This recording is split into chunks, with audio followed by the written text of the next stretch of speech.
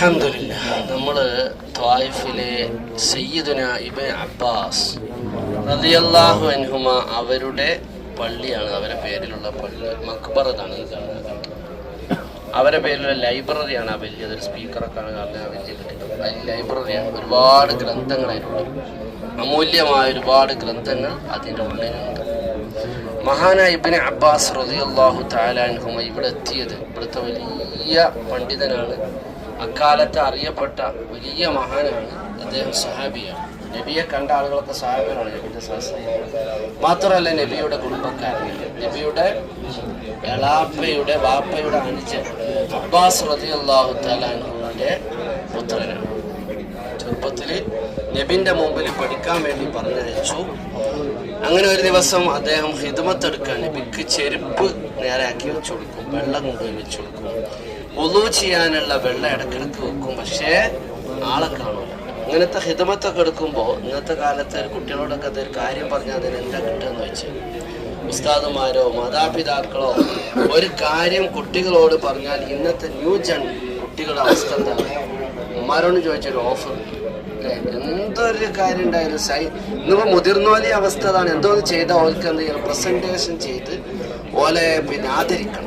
എന്ത് കിട്ടിയാലും ഒരാദരവ് അല്ലെ ഒരു പ്രശംസ ആഗ്രഹിക്കുന്ന ഒരു കാലഘട്ടം. കൂലി പഠിച്ചവനടുത്തൊക്കെ എത്തൂല, ഇവിടുന്നൊക്കെ തീരും ആ പ്രശംസയും സർട്ടിഫിക്കറ്റും ഒക്കെ. എന്നാൽ സയ്യിദുനാ ഇബ്നു അബ്ബാസ് റളിയല്ലാഹു അൻഹു നബിതങ്ങൾക്ക് ഖിദ്മത്ത് എടുക്കാൻ, പക്ഷെ ആളെ കാണും, വെള്ളം കൊണ്ടുപോയി വെച്ചു പൊതുവെടുക്കാൻ. ഒരിക്കലും റസൂലുള്ളാഹി ഈ രംഗം കണ്ടപ്പോൾ റസൂലുള്ളാഹി സ്വല്ലല്ലാഹു അലൈഹി വസല്ലമ ചോദിച്ചു, ആരാണ് ഈ വെള്ളം കൊണ്ടുപോയി വെച്ചത്? അപ്പൊ റസൂലുള്ളാഹി ചോദിച്ചപ്പോൾ കൂടെയുള്ള കുട്ടികൾ സഹാബത്ത് പറഞ്ഞു, നബിയെ, അത് അങ്ങയുടെ ഇബ്നു അബ്ബാസാണ്. ഈ പണിയൊക്കെ എടുക്കൽ ഇബ്നു അബ്ബാസാണ്. ഞങ്ങൾക്ക് അതിന് അവസരം മുമ്പിൽ തരാറില്ല, ആ കുട്ടി അതിന് സമ്മാനം തരാറില്ല. ഞങ്ങൾ എത്ര ശ്രമിച്ചാലും ആ കുട്ടിയായിരിക്കും ആദ്യം വെള്ളം. അപ്പൊ റസൂലുള്ളാഹി അപ്പൊ ദുആ ചെയ്തു, അല്ലാഹുമ്മ അല്ലിമുൽ കിതാബ്, അല്ലാഹുമ്മ അല്ലിമുൽ കിതാബ്, അല്ലാഹുമ്മ അല്ലിമുൽ തഅവീൽ. പഠിച്ചവനെ ഈ കുട്ടിക്ക് പരിശുദ്ധ ഖുർആനിനെ കുറിച്ചുള്ള അറിവ്. റസൂലുള്ളാഹിന്റെ ആ ദുആ ആണ് സയ്യിദുനാ ഇബ്നു അബ്ബാസ് റളിയല്ലാഹു അൻഹുമ പിന്നെ ആ ദുആഇന്റെ ഫലമായി വളരാൻ തുടങ്ങി, അറിവ് വർദ്ധിക്കുന്നു, അമൂല്യമായ അറിവ്. പിന്നെ ഖുർആനിന്റെ മുഫസ്സിറായി, ലോകപ്രസിദ്ധനായ പണ്ഡിതനായി, ഖുർആനിന്റെ മുഫസ്സിറായി, റഈസുൽ മുഫസ്സിരീൻ എന്നാണ് അദ്ദേഹം അറിയപ്പെടുന്നത്, മുഫസ്സിരീങ്ങളുടെ നേതാവ്. അപ്പോൾ നമ്മൾ ലൈലത്തുൽ ഖദർ എന്നാണ് എന്ന് കട്ടൻട്രിയായി ആധികാരികമായി പറഞ്ഞ ഒരു മഹാനാണ് ഇബ്നു അബ്ബാസ്. 27 രാവ് എന്ന് നമ്മൾ പറയാറുണ്ട്. ലൈലത്തുൽ ഖദർ 27 എന്താണ് ഖുർആനിൽ തെളിവ്? അദ്ദേഹം ഖുർആനിൽ തെളിവ് കണ്ടെത്തി. ഖുർആനിന്റെ മുഫസ്സിറായ അദ്ദേഹം പറയുന്നത്, സൂറത്തുൽ ഖദർ എന്ന് പറയുന്ന വിശുദ്ധ ഖുർആനിലെ ഖദർ സൂറത്തിൽ 3 തവണ ലൈലത്തുൽ ഖദർ എന്ന വാക്ക് ആവർത്തിച്ചിട്ടുണ്ട്. ഇന്നാ അൻസൽനാ ഫീ ലൈലത്തുൽ ഖദർ വമാ അദ്റാക മാ ലൈലത്തുൽ ഖദർ ലൈലത്തുൽ ഖദരി ഖൈറും മിൻ അൽഫ്. ഈ 3 ലൈലത്തുൽ ഖദറിലും ഓരോ ലൈലത്തുൽ ഖദറിന്റെ വാക്യങ്ങളുടെ എണ്ണം 9 ആണ്. 3 9 എത്രയാണ്? 27. അങ്ങനെ ഒരു കണക്കിലൂടെ മഹാനായ ഇബ്നു അബ്ബാസ് റളിയല്ലാഹു അൻഹു ഗവേഷണപ്പെടുവായതുകൊണ്ട് തന്നെ മനന ഗവേഷണ പഠനത്തിലൂടെ അദ്ദേഹം കണ്ടെത്തുക ഓരോ വിഷയങ്ങളും. ഇപ്പൊ ലൈലത്തുൽ ഖദർ എന്ന് മാത്രമല്ല, അങ്ങനെ എന്തൊക്കെ ഇസ്ലാമിക വിഷയങ്ങളിലുണ്ടോ അതൊക്കെ ആധികാരികമായി തറപ്പിച്ച് പറഞ്ഞ മഹാനാണ് സയ്യിദുനാ ഇബ്നു അബ്ബാസ് റളിയല്ലാഹു. മസ്ജിദുൽ ഹുനൂദ്, ഹുനൂദ് പറഞ്ഞാൽ എന്താ? അൽ ഹിന്ദ് എന്ന് പറഞ്ഞാൽ ഇന്ത്യ, ഹുനൂദ് പറഞ്ഞാൽ ഇന്ത്യക്കാർ, ഇന്ത്യക്കാരുടെ പള്ളി എന്നാണ് അതിൻ്റെ പേര്. ഇന്ത്യക്കാരെ പള്ളി എങ്ങനെ ഇപ്പം ഇവിടെ ത്വായിഫിലെത്തിയത്? സൗദി അറേബ്യ അല്ലേ? അതിൻ്റെ പിന്നിലൊരു രഹസ്യം, ഒരു ചരിത്രമുണ്ട്. ആ ചരിത്രം, വെളിയങ്കോട് കിടക്കുന്നൊരു മഹാനുണ്ട്. വെളിയങ്കോട് പോയിട്ടുണ്ടോ? മമ്പുറം അടുത്ത്, പൊന്നാനി അടുത്ത് ഒരു ചരിത്ര പുരുഷനുണ്ട്. അയാളുടെ പേരാണ് ഉമറുൽ ഖാലി എന്ന് പറയും. കാക്കത്തറക്കൽ ഉമറുൽ ഖാലി. ആര് ഉമറുൽ ഖാലി? ഉമർ ഖാലി വൈദേശികാധിപത്യത്തിനെതിരെ ശബ്ദിച്ച ആളാണ്. ഇന്നിപ്പം വൈദേശികാധിപത്യത്തിനെതിരെ ശബ്ദിച്ച ഒരേ മനുഷ്യനാണ് ആയത്തുള്ള അലി ഖുമൈനി എന്ന് പറയുന്നത്. അയാൾ മരിച്ചു അല്ലേ? അയാളെ കൊന്നു അല്ലേ? അവർ കൊലപ്പെടുത്തി. അദ്ദേഹം ഷഹീദാണ്, ആയത്തുള്ള അലി ഖുമൈനി, ഇറാനിൽ. അങ്ങനെ സാമ്രാജ്യത്വ ശക്തികൾക്കെതിരെ പിന്നെ ശബ്ദിച്ച നേതാക്കന്മാർ മുമ്പ് കഴിഞ്ഞു പോയിട്ടുണ്ട്. അക്കൂട്ടത്തിൽപ്പെട്ട ആളാണ് മഹാനായ മമ്പുറം തങ്ങൾ, ഖുതുബുസ്സമാൻ സയ്യിദ് അലവി മമ്പുറം ഖദ്ദസല്ലാഹു സിറഹു. സൈഫുൽ ബത്താർ എന്ന് പറയുന്ന കൃതിയിലൂടെ പോർച്ചുഗീസുകാർക്കെതിരെ ശബ്ദിച്ച മഹാനായ മമ്പുറം തങ്ങൾ. വലിയ പട നടത്തിയിട്ടുണ്ട്. ചേറൂർ പട പോലത്തെ പടകളൊക്കെ മമ്പുറം തങ്ങൾ നേതൃത്വം കൊടുത്തതാണ്. അതുപോലെ ആലി മുസ്ലിയാരി, കുഞ്ഞാലി മലക്കാരി, ഉണ്ണി മൂസ, ലവക്കുട്ടി, വാരിയൻ കുന്നത്ത് അഹമ്മദ് ഹാജി തുടങ്ങിയിട്ടുള്ള ടിപ്പു സുൽത്താൻ അല്ലേ, ഇവരൊക്കെ ആർക്കെതിരെ ശബ്ദിച്ച ആളാ? ബ്രിട്ടീഷുകാർക്കെതിരെ ഒന്ന് ഓർഡർ നിൽക്കിയത് അവിടെ മോയാറ്റി ഇങ്ങോട്ട് വെയിലുള്ള മോദിയായിട്ടാണ്. അപ്പോ പിന്നെ ആ കൂട്ടത്തിൽ വലിയ മഹാനാണ് ആര്? ഉമറുൽ. അദ്ദേഹം ആഷിഖുർ റസൂലാണ്, നബിയെ വല്ലാതെ പ്രണയിച്ച മഹാനാണ്. വെളിയങ്കോട്ടുന്ന് നബിയെ കാണാൻ വേണ്ടി വളരെ ത്യാഗം, അന്നത്തെ കാലത്ത് കപ്പലിലൊക്കെ യാത്ര ചെയ്ത് വന്ന ആളാണ്. അങ്ങനെ മദീനത്ത് വന്നു. മദീനത്ത് വന്നപ്പോൾ റസൂലുള്ളാഹിന്റെ റൗളയുടെ അടുത്ത് എന്നും എക്കാലത്തും എപ്പോഴും പാറാവുകാരുണ്ടാവും. റസൂലിന്റെ റൗളന്റെ അടുത്ത് ആരുണ്ടാവും? എപ്പോഴും എക്കാലത്തും പാറാവുകാരുണ്ടാവും അല്ലേ.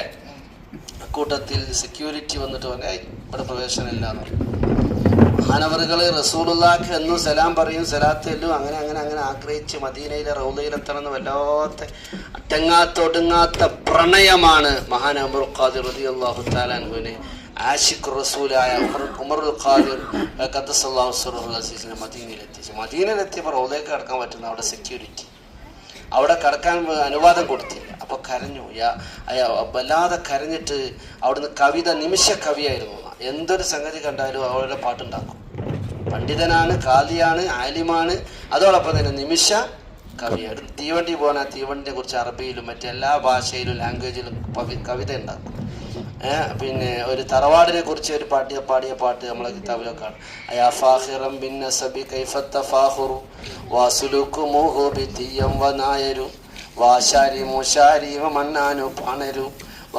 ൊരു ചെട്ടിയോ വനായാടി പറയരൂ. ഉമറുൽ ഖാദിർ റളിയല്ലാഹുവിന്റെ ഒരു നിമിഷ കവിയായിരുന്നു. വെളിയങ്കോട്ട പള്ളിയിൽ നമ്മൾ ഇന്ന് അവിടെ സിയാറത്തിന് പോയി, ഇന്ന് ആ പഴയ പള്ളി കാണാം.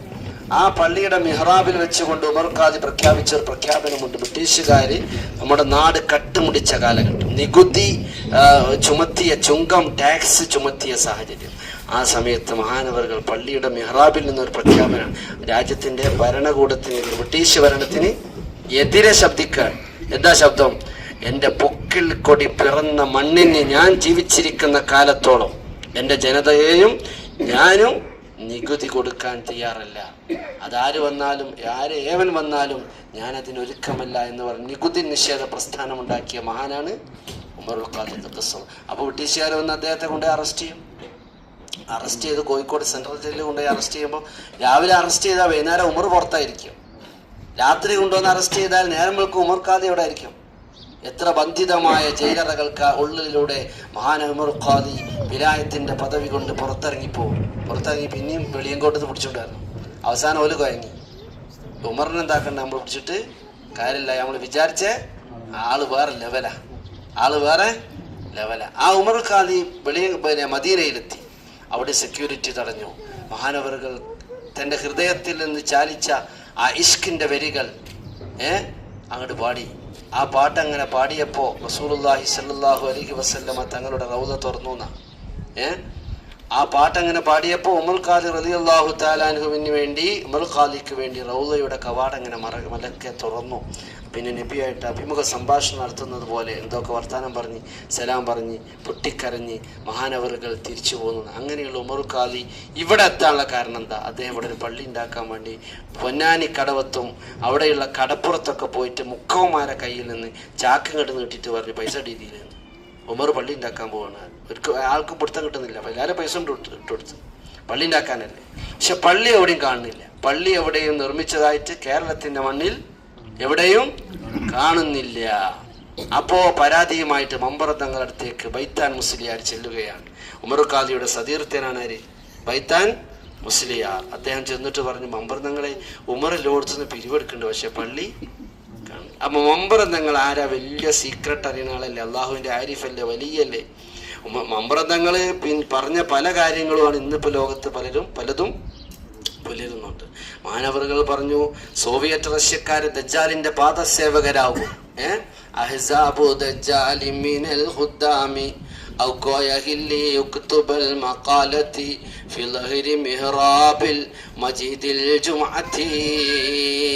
സോവിയറ്റ് റഷ്യക്കാര് ദജ്ജാലിന്റെ പാദസേവകരാകും. അങ്ങനെ ഒരുപാട് കാര്യങ്ങൾ പറഞ്ഞ ആളാണ് ആര്? മമ്പറന്തങ്ങൾ.